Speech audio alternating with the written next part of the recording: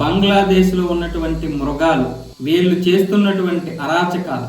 ఒక క్రిస్టియన్ అమ్మాయి ఆటోలో వెళ్తే హిజాబ్ ధరించలేదని ఆవిడని ఏ విధంగా చేశారో చూడండి. మైనార్టీలుగా ఉన్నటువంటి హిందువుల పైన, క్రిస్టియన్ పైన ఇక్కడ జరుగుతున్నటువంటి దాష్టికాలు. హిజాబ్ వాళ్ళు ఎందుకు ధరిస్తారు? వీళ్ళు ధరించుకోవాలి. వీళ్ళ అల్లర్లు దేనికోసం? వీళ్ళ యొక్క పోరాటం దేనికోసం? ఈ పోరాటం పేరుతో అక్కడ ఉన్నటువంటి మైనార్టీ అయినటువంటి హిందూ అమ్మాయిలు, క్రిస్టియన్ అమ్మాయిల మీద ఇలాంటి దాష్టికాలు చేసినటువంటి మృగాలు విపరీతంగా ఉంటే చోద్యం చూస్తున్నారు అవతల. అది బంగ్లాదేశ్లో స్వాతంత్రం అంట. అది బంగ్లాదేశ్లో స్వాతంత్రం, పైగా ఈ బంగ్లాదేశ్కి మనం తీసుకొచ్చిన స్వాతంత్రం పరిస్థితి. అది ఎవడు తెమ్మన్నాడు? అసలు ఈ విభజన అనేది దరిద్రం. ఈరోజు నరేంద్ర మోదీని అందరూ కూడా బంగ్లాదేశ్లో ఉన్నటువంటి హిందువులు తీసుకురండి అంటే ఎలా తీసుకొస్తారు? 1,30,00,000 మంది ఉన్నారు, ఎక్కడ తీసుకొచ్చి పెడతారు? ఫస్ట్ ఇక్కడ ఉన్నటువంటి రోహింగ్యాలను అటు తీసుకెళ్లిపోవాలి కదా.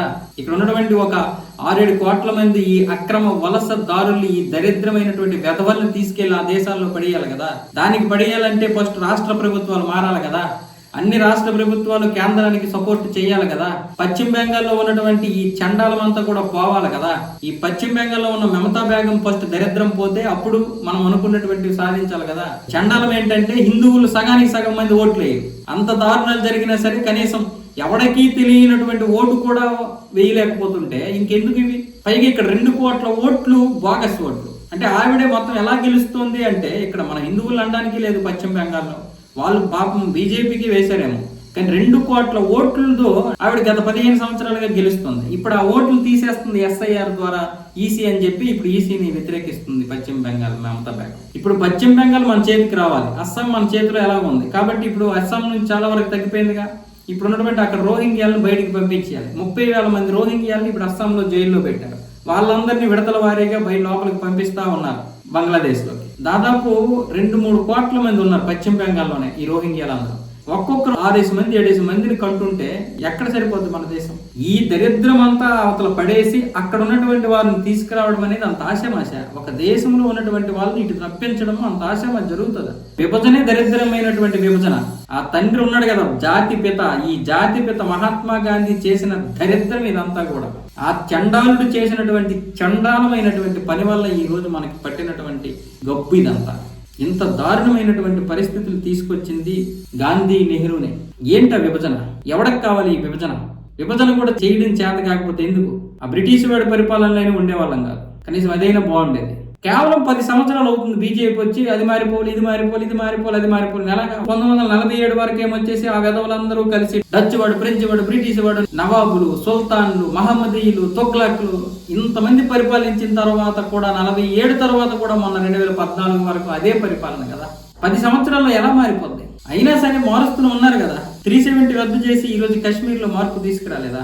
అయోధ్య నిర్మాణం చేసి మనలో ఒక ధైర్యం నింపలేదా? ట్రిపుల్ తలాక్ తీసి ముస్లిం యువతని ఈ రోజు కాపాడలేదా? ముస్లిం మహిళల్ని జిఎస్టీ లాంటి సంస్కరణలు తీసుకొచ్చి వందే భారత్ లాంటి అభివృద్ధిని చూపించలేదా మనకి? ఈ రోజు త్రివిధ దళాలు ఎలాంటి పటిష్టమైనటువంటి వ్యవస్థ కలిగి ఉన్నాయి, ఎలాంటి ఆయుధాలు కలిగి ఉన్నాయి. చైనాని ఈ రోజు ఢీకొంటున్నాం, పాకిస్తాన్ తుక్కుని చేసేసాం. అదేం కనిపించడం లేదా?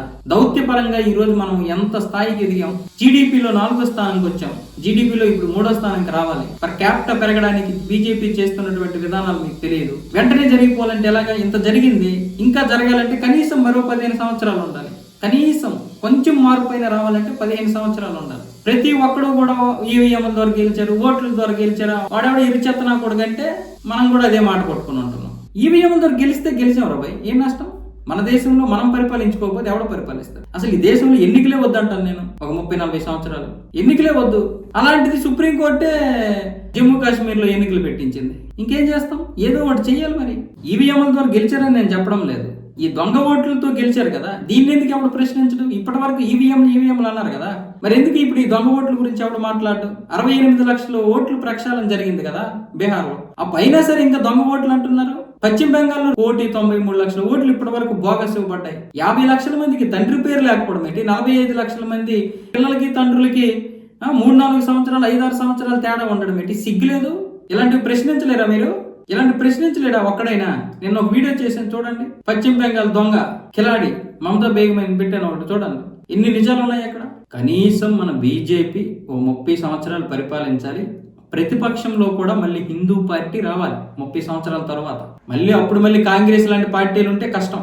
ఆలోగా కాంగ్రెస్ ని పాతరేసేయాలి, భూస్థాపితం చేయాలి. నేను 30 సంవత్సరాలు బీజేపీ వచ్చి తర్వాత కాంగ్రెస్ వస్తే పర్లేదంటే కాదు. అప్పుడు కాంగ్రెసే కాదు, పశ్చిమ బెంగాల్లో టీఎంసీ ఉండకూడదు, ఈ తమిళనాడులో డిఎంకే ఉండకూడదు, ఉత్తరప్రదేశ్ లో సమాజ్వాదీ పార్టీ ఉండకూడదు, ఏది కూడా ఉండకూడదు. ఎన్సీపీ తొక్క తోలు అన్ని తీసేయాలి. రెండు పార్టీలు, ఒకటి అధికార పక్షం, 2 ప్రతిపక్షం, 2 హిందుత్వ పార్టీలే ఉండాలి. వాళ్ళ పోరాటం ప్రజా సంక్షేమం, ఇంకా ఆ తర్వాత మత రాజకీయాలు ఉండవు. అలా జరగాలి. అలాగే జరిగితేనే మనం ఏదైనా మన జీవితాలు బాగుపడతాయి. ప్రతి ఒక్కడు మాట్లాడేయడం కాదు, చరిత్ర తెలుసుకోవాలి కదా. ఈ చెత్త విభజనలు మనకెందుకు? పోనీ విభజించాడు సరే, పని పరిష్కారం ఏమైనా ఉందా?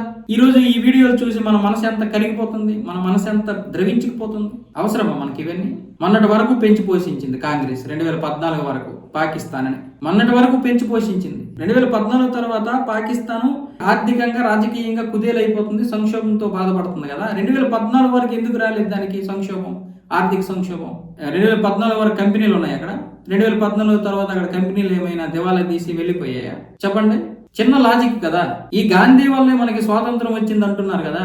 స్వాతంత్రం ఒకవేళ గాంధీ వల్లే వస్తే బ్రిటిష్ వాడు పక్కన ఉంచుకుంటాడా? పాతి పెట్టేయడా? అప్పుడేనే 30 సంవత్సరాలు కూడా ఇంకా పూర్తయ్యే లేదో ఆ పసికందు భగత్ సింగ్ ని ఉరితీశారు కదా. స్వాతంత్రం ఎవరి వల్ల వచ్చి ఉరితీయాలి? గాంధీ వల్ల వస్తే గాంధీని కదా ఉరితీయాలి.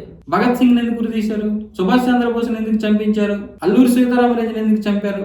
మనం ఆలోచించుకోవాలి. చిన్న లాజిక్లు ఇవన్నీ.